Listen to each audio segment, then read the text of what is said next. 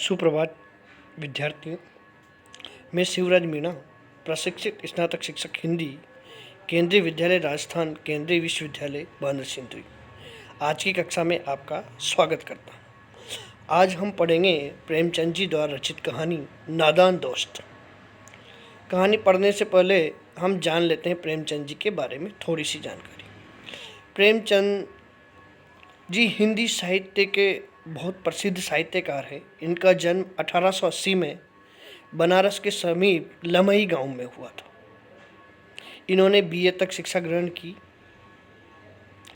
तथा अनेक साहित्यिक रचनाएं इन्होंने की है। इन्हें उपन्यास सम्राट, कथा सम्राट के नाम से भी जाना जाता है। इनका मूल नाम धनपत राय था।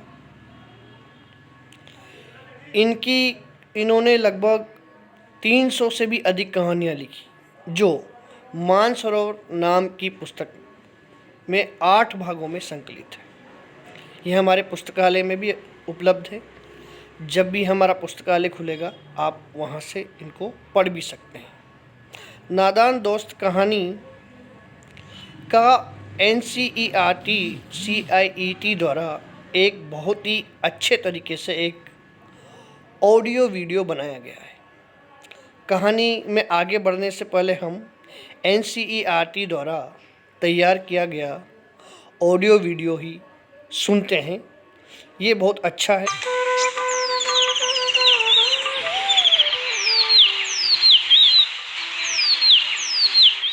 केशव के घर कार्निस के ऊपर एक चिड़िया ने अंडे दिए थे। केशव और उसकी बहन श्यामा दोनों बड़े ध्यान से चिड़िया को वहां आते जाते देखा करते।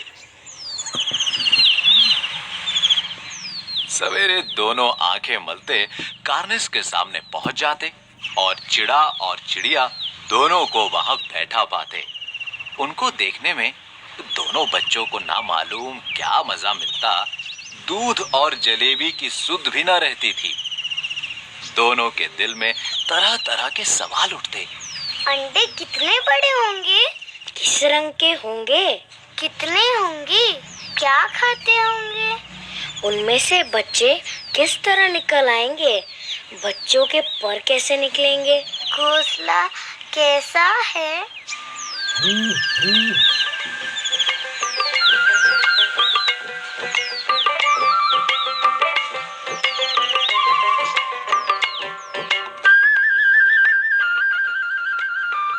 लेकिन इन बातों का जवाब देने वाला कोई नहीं। ना अम्मा को घर के काम धंधों से फुर्सत थी, ना बाबूजी को पढ़ने लिखने से। दोनों बच्चे आपस ही में सवाल जवाब करके अपने दिल को तसल्ली दे लिया करते थे।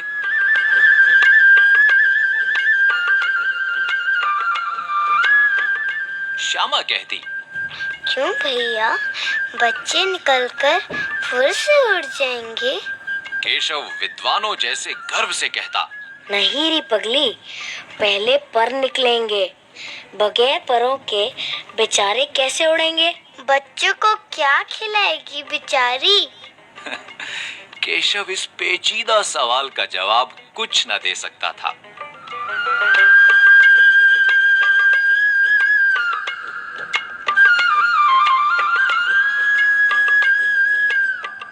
इस तरह 3-4 दिन गुजर गए। दोनों बच्चों की जिज्ञासा दिन दिन बढ़ती जाती थी। अंडों को देखने के लिए वे अधीर हो उठते थे। उन्होंने अनुमान लगाया कि अब जरूर बच्चे निकल आए होंगे। बच्चों के चारे का सवाल अब उनके सामने आ खड़ा हुआ। चिड़िया बेचारी इतना दाना कहाँ पाएगी कि सारे बच्चों का पेट भरे? गरीब बच्चे भूख के मारे चू चू करके मर जाएंगे।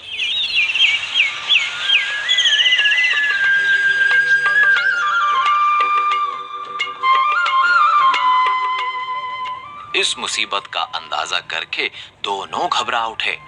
क्या करें? हाँ, दाना रख देते हैं और पानी भी रख देंगे। हाँ भैया, ये बड़ा ठीक है।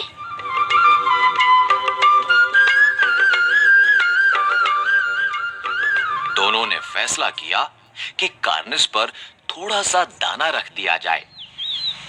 श्यामा, क्यों भैया, बच्चों को धूप ना लगती होगी? हाँ, केशव का ध्यान इस तकलीफ की तरफ ना गया था। बोला, जरूर तकलीफ हो रही होगी, बेचारे प्यास के मारे तड़पते होंगे। ऊपर छाया भी तो कोई नहीं, क्या करें? आखिर यही फैसला हुआ कि घोंसले के ऊपर कपड़े की छत बना देनी चाहिए। पानी की प्याली और थोड़े से चावल रख देने का प्रस्ताव भी स्वीकृत हो गया। दोनों बच्चे बड़े चाव से काम करने लगे। भैया मैं भी करूं? श्यामा माँ की आंख बचाकर मटके से चावल निकाल लाई। भैया मैं भी करूं? रुक जा, पहले मुझे साफ तो करने दे। केशव ने पत्थर की प्याली का तेल चुपके से जमीन पर गिरा दिया और उसे खूब साफ करके उसमें पानी भरा।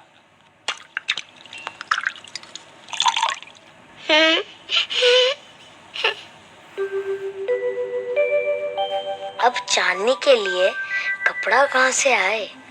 फिर ऊपर बगैर छड़ियों के कपड़ा ठहरेगा कैसे?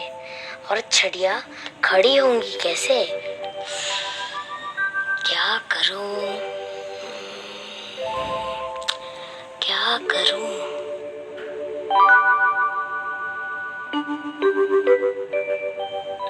केशव बड़ी देर तक इसी उधेड़-बुन में रहा। आखिरकार उसने ये मुश्किल भी हल कर दी। श्यामा से बोला, जाकर कूड़ा फेंकने वाली टोकरी उठा लाओ। अम्मा जी को मत दिखाना, वो तो बीच से फटी हुई है, उसमें से धूप न जाएगी।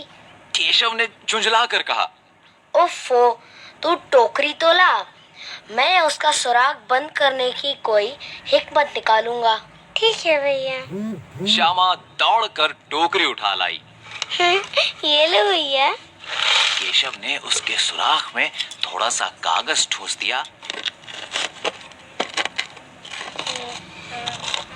हाँ। और तब टोकरी को एक टहनी से टिका कर बोला, देख, ऐसे ही घोंसले पर उसकी आड़ कर दूंगा, तब कैसे धूप जाएगी? श्यामा ने दिल में सोचा, भैया कितने चालाक हैं।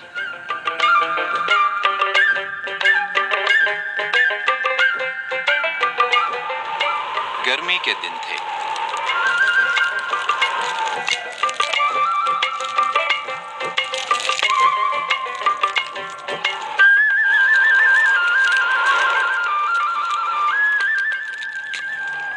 बाबूजी दफ्तर गए हुए थे। चलो लेटो लेटो, सो। बाहर बहुत गर्मी है, अब लेटो, आंखें बंद करो। चलो लेटो, सो जाओ, सो जाओ।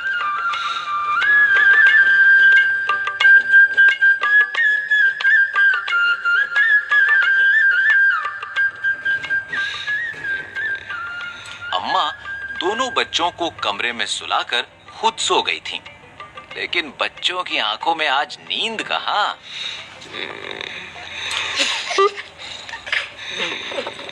अम्मा जी को बहलाने के लिए दोनों दम रोके आंखें बंद किए मौके का इंतजार कर रहे थे।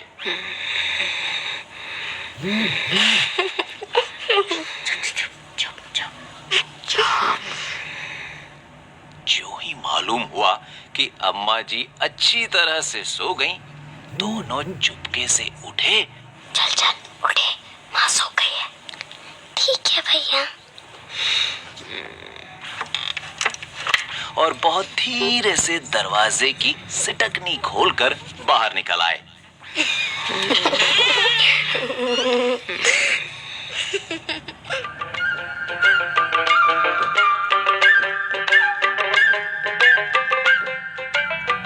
अंडों की हिफाजत की तैयारियां होने लगी। केशव कमरे से एक स्टूल उठा लाया, लेकिन जब उससे काम ना चला तो नहाने की चौकी लाकर स्टूल के नीचे रखी और डरते डरते स्टूल पर चढ़ा। श्यामा दोनों हाथों से स्टूल पकड़े हुए थी। स्टूल चारों टांगे बराबर ना होने के कारण जिस तरफ ज्यादा दबाव पाता था जरा सा हिल जाता था। भैया, उस वक्त केशव को कितनी तकलीफ उठानी पड़ती थी ये उसी का दिल जानता था। दोनों हाथों से कार्निस पकड़ लेता और श्यामा को दबी आवाज से डांटता। अच्छी तरह पकड़, वरना उतरकर बहुत मारूंगा। पकड़ तो रही हूँ। मगर बेचारी श्यामा का दिल तो ऊपर कार्निस पर था। बार बार उसका ध्यान उधर चला जाता और हाथ ढीले पड़ जाते।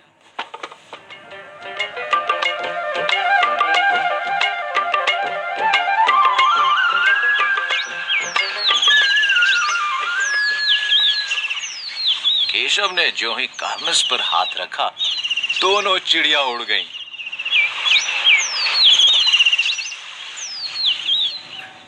केशव ने देखा कार्निस पर थोड़े तिनके बिछे हुए हैं और उन पर 3 अंडे पड़े हैं। जैसे घोंसले उसने पेड़ों पर देखे थे वैसा कोई घोंसला नहीं है। श्यामा ने नीचे से पूछा, क्या बच्चे हैं भैया? 3 अंडे हैं, अभी बच्चे नहीं निकले। जरा हमें दिखा दो भैया, कितने बड़े हैं? दिखा दूंगा, पहले जरा चिथड़े ले आ, नीचे बिछा दूं। बेचारे अंडे तिनकों पर पड़े हैं। ठीक है भैया।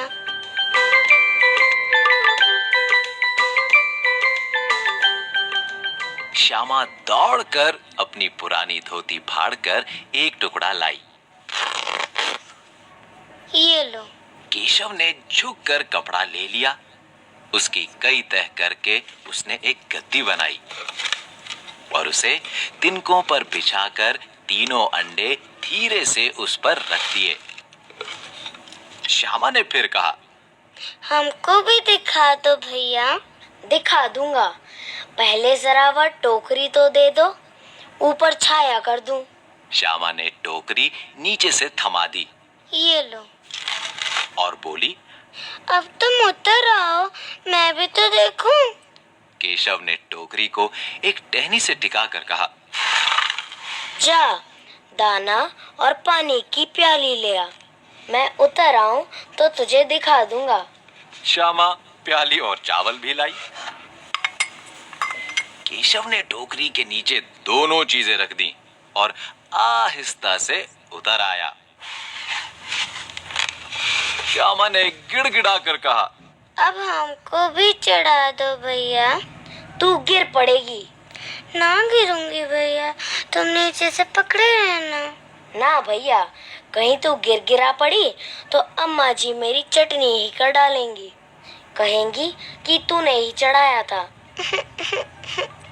क्या करेगी देखकर? अब अंडे बड़े आराम से हैं, जब बच्चे निकलेंगे तो उनको पालेंगे। सच?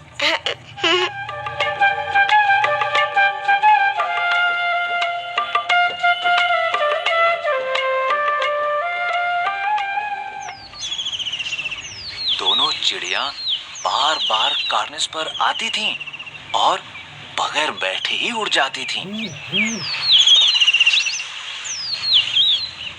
केशव ने सोचा,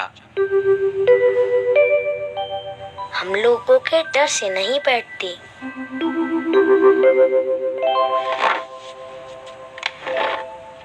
स्टूल उठाकर कमरे में रखाया। चौकी जहां की थी वहां रख दी। श्यामा ने आंखों में आंसू भरकर कहा, तुमने मुझे नहीं दिखाया, मैं अम्मा जी से कह दूंगी। अम्मा जी से कहेगी तो बहुत मारूंगा, कह देता हूँ। तो तुमने मुझे दिखाया क्यों नहीं? और गिर पड़ती तो 4 सरना हो जाते। हो जाते, देख लेना, मैं कह दूंगी।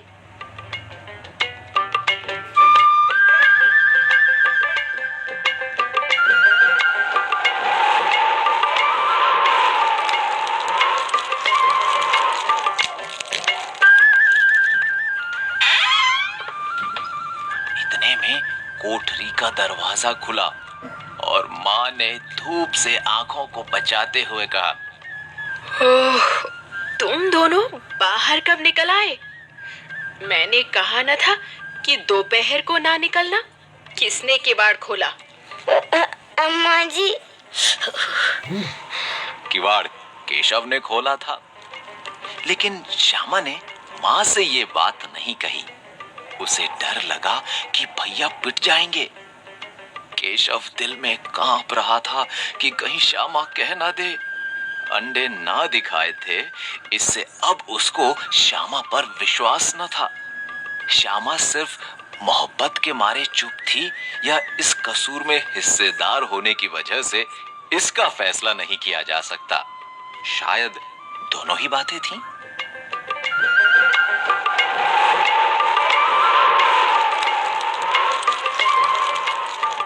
बाहर गर्मी है, लू लग जाएगी, बीमार हो जाओगे। चलो लेटो, सो जाओ। चलो आंखें बंद करो। चल चल श्यामा मेरी बेटी, कहना मानेगी। चल चल आंखें बंद। शाबाश शाबाश, दोनों सो जाओ।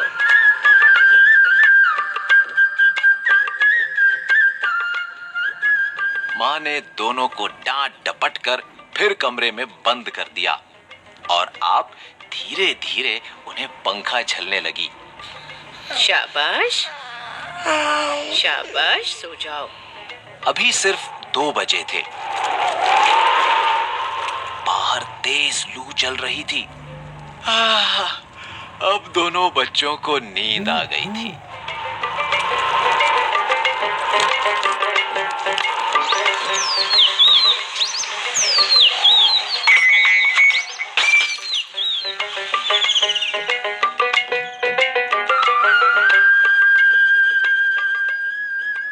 बजे यकायक श्यामा की नींद खुली।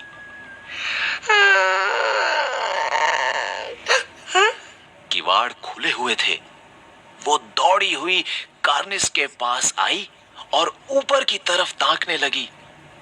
टोकरी का पता न था। संयोग से उसकी नजर नीचे गई और वो उल्टे पांव दौड़ती हुई कमरे में जाकर जोर से बोली, भैया भैया भैया, अंडे तो नीचे पड़े हैं, बच्चे उड़ गए हैं क्या? केशव घबरा कर उठा और दौड़ा हुआ बाहर आया तो क्या देखता है कि तीनों अंडे नीचे टूटे पड़े हैं और उनसे कोई चूने की सी चीज बाहर निकल आई है। पानी की प्याली भी एक तरफ टूटी पड़ी है। उसके चेहरे का रंग उड़ गया। सहमी हुई आंखों से जमीन की तरफ देखने लगा। श्यामा ने पूछा, बच्चे कहाँ उड़ गए भैया? केशव ने करुण स्वर में कहा, अंडे तो फूट गए। और बच्चे कहाँ गए? तेज सर में देखती नहीं है, अंडों में से उजला उजला पानी निकल आया है। वही तो 2-4 दिनों में बच्चे बन जाते। हाँ?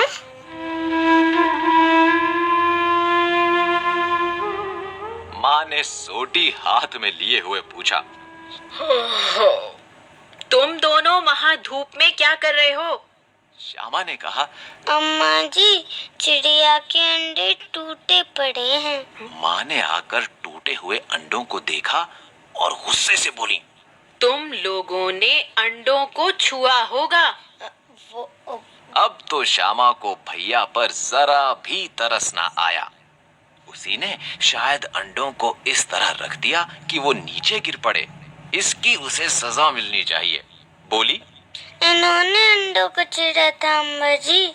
माँ ने केशव से पूछा, क्यों रे? केशव भीगी बिल्ली बना खड़ा रहा। तू वहाँ पहुँचा कैसे? चौकी पर स्टूल रख के चढ़े अम्मा जी। तू स्टूल था मैं नहीं खड़ी थी, तुमने तो कहा था। तू इतना बड़ा हुआ, तुझे अभी इतना भी नहीं मालूम कि छूने से चिड़ियों के अंडे गंदे हो जाते हैं। चिड़िया फिर उन्हें नहीं सेकती। श्यामा ने डरते डरते पूछा, तो क्या चिड़िया ने अंडे गिरा दिए अम्मा जी? और क्या करती? केशव के सिर इसका पाप पड़ेगा।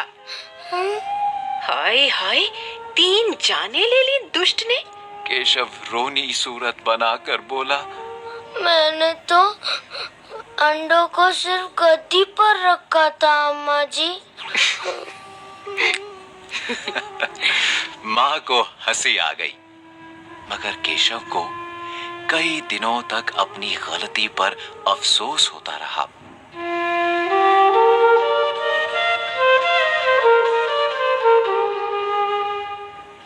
अंडों की हिफाजत करने के जोग में उसने उनका सत्यानाश कर डाला। इसे याद कर वो कभी कभी रो पड़ता था।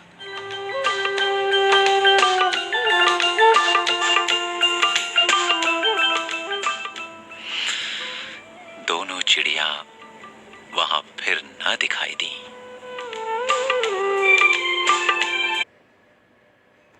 प्रिय छात्रों, अभी आपने सुनी नादान दोस्त कहानी। बहुत अच्छे से आपको समझ में आई होगी। अब हम इसके कुछ प्रश्नों पर चर्चा करते हैं।